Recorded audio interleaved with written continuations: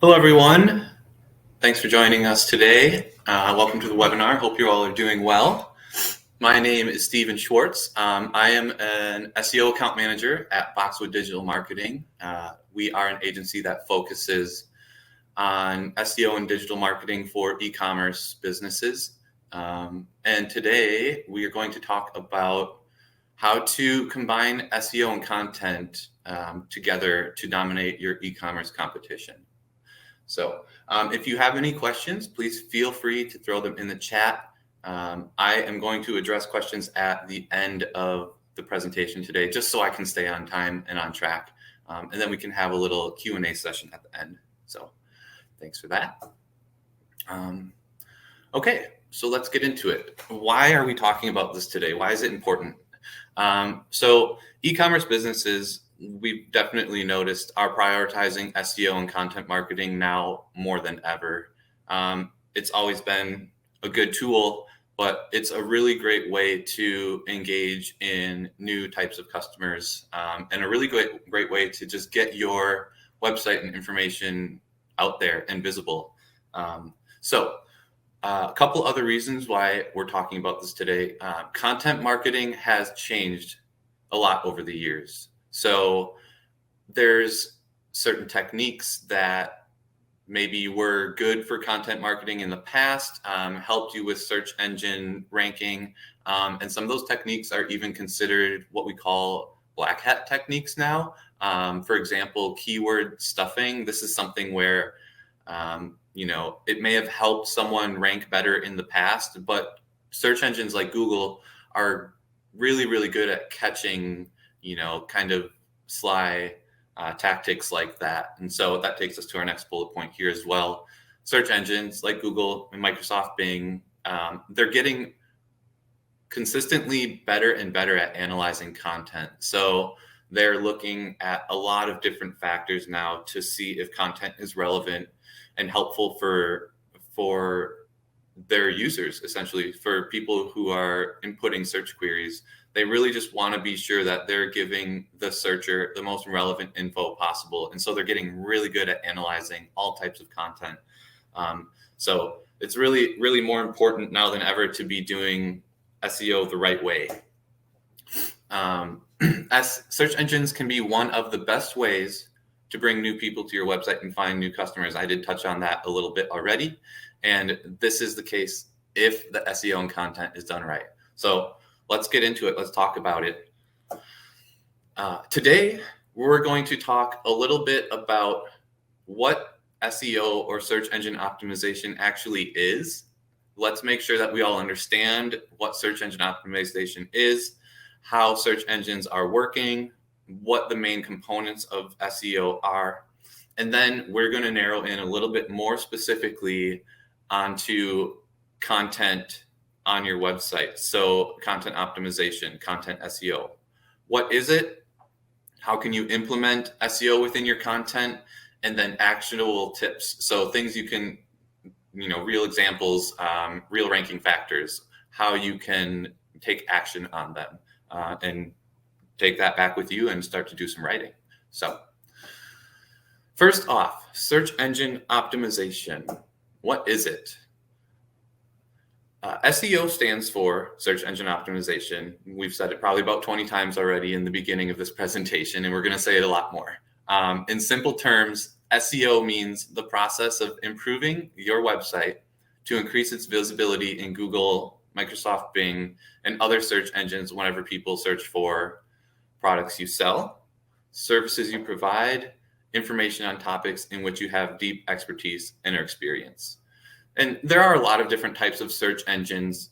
Mainly, I'm naming specifically Google and Microsoft Bing because even Microsoft Bing may not need to be mentioned now, but in the future, it may come up as more prevalent. But right now, Google is taking about 95% of the market share of searches. So meaning about 90 to 95% of people are using Google to search. So that's why we talk a little bit more specifically about Google in this presentation as well. So what is SEO? A continuation of the definition.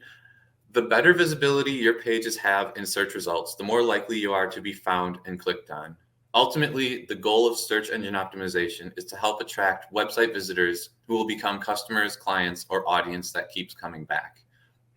So my example here is just what is SEO. I opened up Google and I typed it into the search box. I hit enter, and the very first result is from searchengineland.com. What is SEO is the very first thing that they title their post with. And I actually have copied the text on this slide and our previous slide here. This is all of the beginning writing of what's actually on this page if we click on this result. So it's exactly answering the question. It's obviously optimized well. There's a lot of things going for this article that have put it in the first placement, that Google has put it in this first placement for a reason. So I thought it would be cool to just pull the definition right from that result to show you how quickly someone can get information from your site if you're ranked number one. How do search engines work? I think this is really important for people to understand because you can't implement search engine optimization if you don't know what search engines are really looking for and how they're looking for it. So you'll notice a couple of these definitions are quoted, and then I do have the sources below on these slides as well. I just thought it would be great to offer sources on some high-level SEO articles that can also be helpful for you to read through after this presentation as well. But how do search engines work? Search engines work by crawling hundreds of billions of pages using their own web crawlers. These web crawlers are commonly referred to as search engine bots or spiders, or just bots or crawlers. The search engine navigates the web by downloading web pages and following links on these pages to discover new pages that have been made available. So this is what I'm talking about when I say search engines are getting better and better at analyzing content. They have full computer systems essentially designated to look through every page of a website, analyze every single word, look at its relevancy, look at what's being linked within your site and out of your site in the content. Just a lot of different things that it looks at. In fact, our next slide talks about what key factors Google specifically, now this is taken from Google specifically again, but what factors does Google look at when generating results? And so I just searched, what is Google using as ranking factors, and Google's article right here. They say they look at 5 things. They look at meaning, relevance, quality, usability, and context. And so this applies to both when they're looking at the actual search query that was entered by the user or the searcher, and then they're actually looking at all of these factors in all of the content they're analyzing as well. And they're really trying to find the perfect match. And then they organize those results on Google based on how perfect of a match they think the content is to the search query. And so when they're looking at meaning, relevance, quality, usability, and context, we will talk a little bit more about what we can do to give Google good signals about these ranking factors in this presentation coming up here shortly. So let's just talk a little bit more about understanding SEO before we get into actually how to write content and what to implement within your content writing strategies. So SEO, in my mind, as I've focused on SEO for a couple years now, the easiest way I can break it down is into 3 categories. So we have technical SEO, on-site SEO, and off-site SEO. Technical SEO is going to be a lot of website infrastructure. Actually, let me go to the next slide because I have it listed out with this graphic as well. So breaking down these categories, technical SEO, and I've also put in, kind of what Google, how this relates to Google's ranking factors. So technical SEO, quality and usability.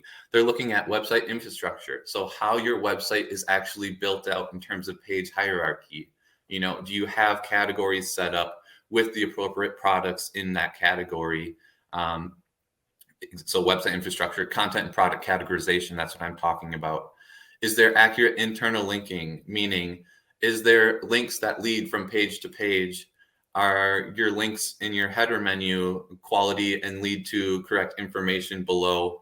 And do those links, those pages then link to products? Like, they're just looking at how usable your website is, and it's linking to itself from page to page. It also looks at HTML tags like meta information, headers, alt text, which we'll touch on lightly in content as well. This one can kind of go in technical and content or on-site SEO. Mobile first responsive design, that's really important. Google is looking at everything through a mobile lens first. So that means how your website looks on a smartphone and how it's usable, if it's scrollable, if all of the text boxes are resized to that correct smaller screen size. Google is looking at that first. So keep that in mind. Search engines are looking at mobile first design before desktop design. So it's really, really important to make sure that your website works and looks well on mobile. And then page speed, page load speed, a lot of these technical factors that sometimes developers can help assist with improvements as well. Then we have offsite SEO, which is essentially backlinking. And Google looks at this to gauge relevance and quality. So, for example, think about if your site was linked to from a really well-known website article or a product review or something like that. If Google sees that there's another, highly visited website that's relevant and linking back to your website, that's going to give you a lot of really good credibility, and that will increase your SEO power. And then finally, types of offsite backlinking, social media, guest posting on other sites, product reviews, any types of links that link back to your website. And then lastly, on-site SEO or content writing, content SEO, what we're going to be talking about the rest of this presentation. This is what we're focusing on here, this section of SEO. So, and this really, really hits, most of Google's ranking factors. Technical SEO and backlinking, offsite SEO are both really important to complete your SEO strategy, but I would say on-site SEO is extremely important because it covers meaning, relevance, quality, context, and this is all of the content on your website. So the text on pages, the text and images and things on product pages, on your blog, that's what we're going to be focusing on, how to make that optimized for search engines. So let's get into it a little bit here. And I know I'm going through a lot of this explanation fast, but this presentation will be downloadable after, and you can rewatch this as well after the presentation. So if you want to go back and read up more on SEO, please do. I think it's always important to understand, but let's get into talking a little bit more about writing content with SEO in mind. So what is content SEO? It can also be called or also known as content writing, content SEO, content optimization, content marketing. These are all, in my mind, somewhat the same thing. I can go argue with other SEOs about how they're slightly different, but for the most part, these are very generally talking about the same thing.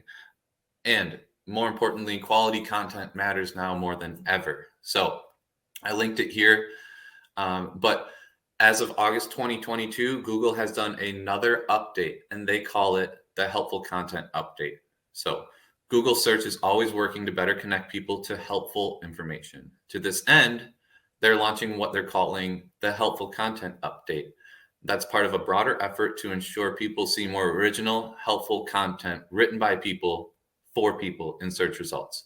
So now more than ever, they're putting a huge emphasis of importance on content being meant for the user. We're not writing it just to optimize for search engines. We really need to keep the user in mind and our audience, our customer in mind when we're writing content like this. So the nice thing about the way we've put together SEO and content writing is it should cover both. If you're optimizing well for search engines, the way we've structured it, you should also be writing for your users as well. So it's kind of a two-bird situation.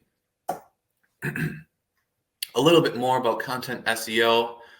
It refers to creating content that helps your web pages to rank high in the search engines, right? Of course, it's part of SEO. It includes everything to do with the writing and structuring of content on your website. Content SEO is important because search engines like Google read your website. So the words, and when we say read your website, keep in mind, these are the crawlers or the bots that are analyzing your website. It's not an actual person reading your website, but they are really analyzing all the words. So your words you use on your site determine whether or not your site will rank in the results pages. Of course, your website should be well designed with a great user interface and all of that technical stuff, like we talked about, those other two categories of SEO. But to make your site rank in Google, you need to use quality content. That's just like kind of square one here for SEO. So otherwise, you're not going to stand a chance in the search engines. There's so many people competing nowadays. So, and that was pulled from Yoast is a great SEO tool that is a plugin on WordPress and Shopify and things like that. And I remember when I was first starting to learn about SEO, Yoast was a really great tool for me. And so this information is actually from a post from Yoast as well. So that link is there for you as well. And then I should have put where and how can I implement content SEO. So where can you implement content SEO on your website? Well, think about where people are going to see and read the information. So on your homepage, in your product category pages or your information category pages, in the specific product pages themselves, within landing pages. Now, landing pages think about maybe you create some pages that are relevant and add more information about your website, but they're not necessarily in your main menu on your website. They're just there to kind of add more helpful information that is linked to or can be found through search engines. So landing pages and then blogs and articles. Now, how can we specifically optimize this content? This is kind of the good, rich part of this presentation, actionable steps. So ranking factors in content SEO that we're gonna talk about and give some examples for here now with the rest of our time. We have keywords and keyword research, target audience or your target customers, your target clients, your target website visitors. We have keyword optimization, so how we can use those keywords in our content, anchor text and hyperlinks, and content design and formatting. So let's talk a little bit about these specifics and how we can implement them within our content to optimize our SEO. Where do we start? So before we get into any actual writing or optimizing or plugging in keywords, first, let's define our target audience. So as an e-commerce business, whether you're selling products or services, or you're just an informational website, think about who your information is for and try and just make a list and try and list as much as you can about them. Really try and learn about your target audience, what type of skill sets do they have? What industries do they work in? What types of, slang or jargon are they using in place of these products or services? Who are your customers? Just try and learn as much about them as possible. And then, this is kind of thinking about keywords and target customers or target audience together. How are they searching in Google? This is so important. So we need to try and get inside of our audience or our target customers' mind a little bit and think about, okay, if someone is going to search on Google and I want my product to show up, how are they going to search on Google? So, and that leads to you to thinking about your keywords and into performing a little more keyword research. So for example, Well, I put this example in here, lampshades. So we have, let's say we have a website and we're trying to sell lampshades.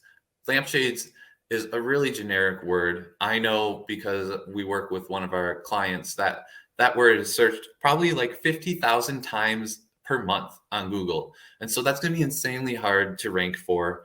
But we can think about other types of lampshades, categories of lampshades, information about lampshades that people may be looking for, like does a lampshade fit on any lamp? You know, like we think about all the different areas of how you can not only sell your product, but inform users about your product too. So think about types of questions they're going to be asking that will help them learn.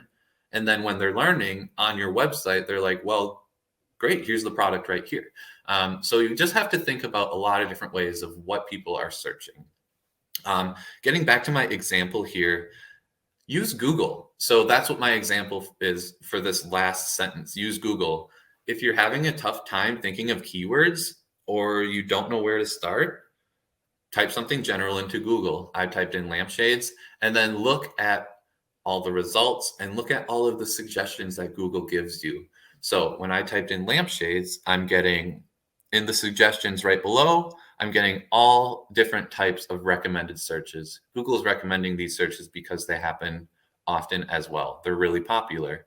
So lots of people are searching for these types of things.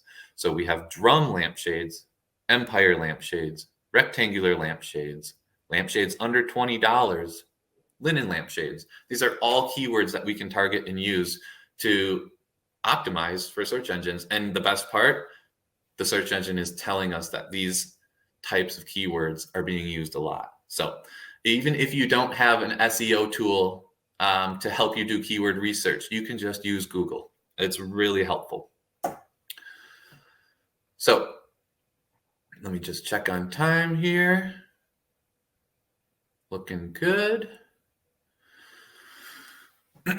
Tips for putting content SEO into action. So now that we understand our target audience and we have maybe a list of some keywords that we want to use and get started with, now we can think about how to utilize those keywords in our content.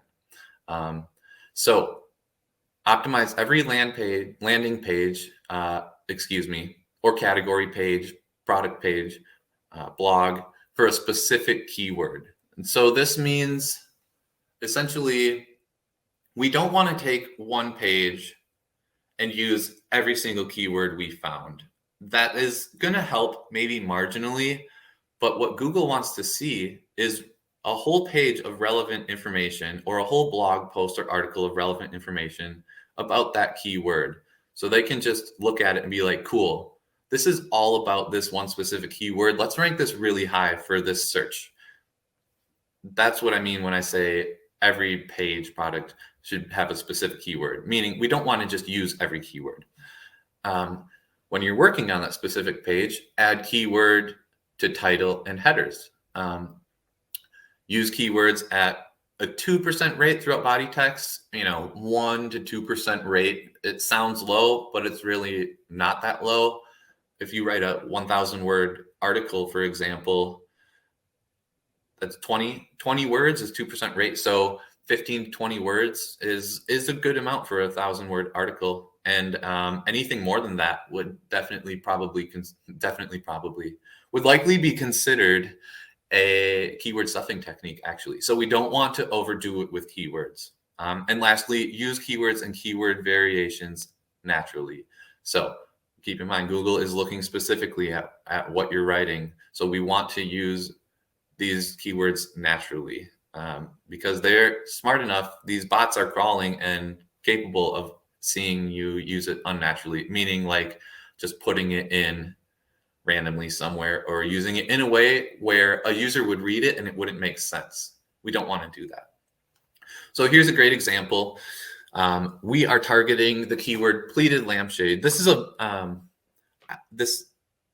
I believe this was a blog post that then goes on and links to different types of pleated lampshades on this website. So it's really, really just targeted for pleated lampshades. You can notice Pleated lampshade is in the title. Pleated lampshade is in a header, and it's used a variety of times in the intro here of this blog post. And then that very last usage of pleated lampshades in the text body is also an anchor link. It's hard to tell, or a hyperlink. It links to the whole category of pleated lampshades. So really good usage of keywords here. Anchor text and hyperlinks. So this is also really important for relevancy. It shows Google that you're linking to other relevant pieces of information, either on your site or off your site. So it is really important to use your keyword in your anchor text. And first off, let's talk a little bit of these words or terms might not be familiar to you. Anchor text is the actual word or text that you are applying a hyperlink to. So this EDC flashlights is anchor text. E03R down in orange below and E-light are anchor text. Now, the link that I am copying that goes to another page and I'm applying to this text, that is the hyperlink. So the hyperlink is the actual URL that leads out to another page, and then the anchor text is the real copy. So we want to make sure to use our keyword in that anchor text like we've done here. This article is about EDC flashlights. So we're talking, or we use the keyword EDC flashlights. Internally link to the page or product that is optimized for this keyword. So this blog was written about EDC flashlights. We're linking to the EDC flashlights category. And then externally linking to relevant high quality sources. So this one we need to keep in mind here. SEO is all about getting people to our site and keeping them on our site as well. We want people to be reading our information, be looking at our services, buying our products. We don't want to be sending them to another website. However, this is really important sometimes for giving Google more relevancy and more quality triggers, just because if you're linking to other information, Google just sees that as relevant, and they're going to rank you better. So I would say link to external sites when you're sourcing important information, or when it's just like a thought leader in the industry, for example. So like if there's a really, really popular review site that everyone knows about, but doesn't necessarily sell the product, you can link to something like that, because at the end of the day, they'll have to come back to you to buy the product, right? But that's a really good way of giving you more relevancy. And then content design and format. This is really important as well. Google crawls all sorts of things related to design and formatting. So it's important to format. And this is also really important for user experience. This, instead of content design and format, it could say UX or user experience instead, because it's very similar. So format your content to be read, I should say read quickly or skimmed. Ways to do this is with readable fonts, large headers, small paragraphs, bullet points, images and graphics.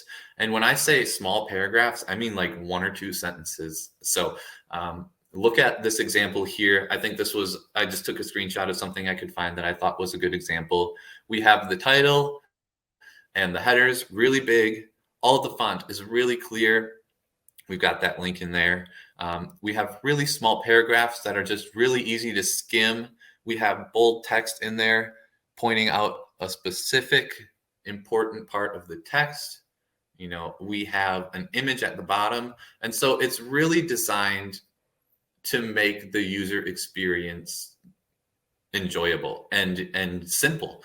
It's designed to make the information easy to find. And that's what my last bullet point here talks about as well. Think about search intent. Are people trying to find a specific piece of information or an answer to a question? Make it easy to find.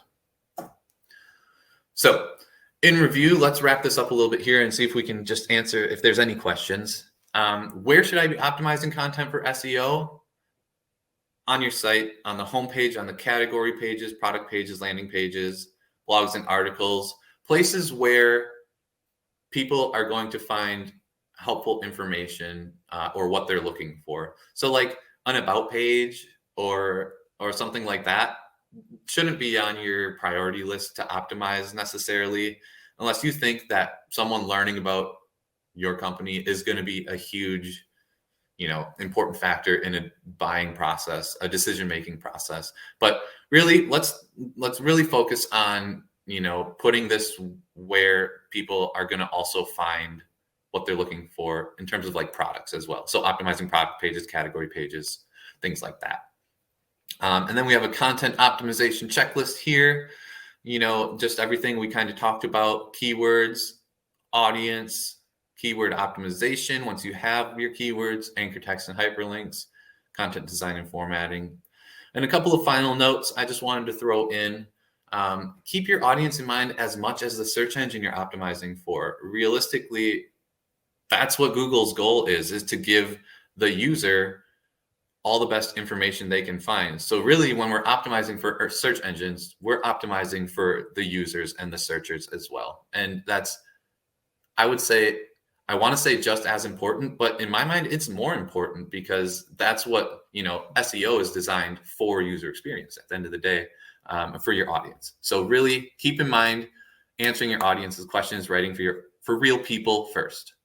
Publish new content consistently every month at minimum. Google just really wants to see more and more helpful content always coming out from you. That's how you're going to be competitive, is by just giving them more helpful content to show them that you are worth ranking higher and sending people to your website. Commit long term. SEO is not a short game by any means. We tend to see results start happening around 3 months, and then they kind of just level up consistently, and then we really, really start to see a big boom anywhere from that 6 to 9 month period. So SEO is long term, but if you keep on it, you will see growth. I strongly believe that. So let's get into the chat, just see if we have any questions. So where can we test our website's page speed? Google Search Console. Search it in Google and it'll probably be the first result. Google Search Console, you can plug in your website or a specific page on your website, and that will give you actual analytics about your page speed and your website speed. And then there's also, if you're in like WordPress or Shopify or anything, there are lots of apps and plugins that help you, kind of cut down on code and increase your page speed at the end of the day as well. But yeah, Google Search Console. And then within Google Search Console, you're going to want to look at page experience and core web vitals. Those are the 2 tabs on the left in the menu you'll want to look at. The 1 to 2 sentence rule, does this apply to blogs and articles? I would say more than anything. Product pages are great for broken up information and bullet points, but yeah, blogs and articles, and it depends on what your industry is. If it's maybe more of an education or scholarly industry, you may be writing a little bit more along the lines of a scholarly journal or article format. But for the most part, especially in blogs and articles, yeah, lots of shorter spacing, because a lot of people are going to get to your blog and then they're going to go scroll for exactly what piece of information they're looking for. So it's really nice to just have it separated out. And just take a look at some other blogs when you're online and see how they're doing it. Some practice this rule, some don't, but I find that a lot of really well-ranked articles and blogs are practicing this 1 to 2 sentence rule. How many keywords should I be focused on optimizing in my business? That's a great question, and it really depends on the size of your business. Essentially, I pick one kind of overarching keyword for my homepage, one for each category page, and really that answer is really common in SEO. Is it depends on the size of your business and how many different products you're selling, how many different types of products you're selling. But I would say start out focusing small and grow as you start to see more results. So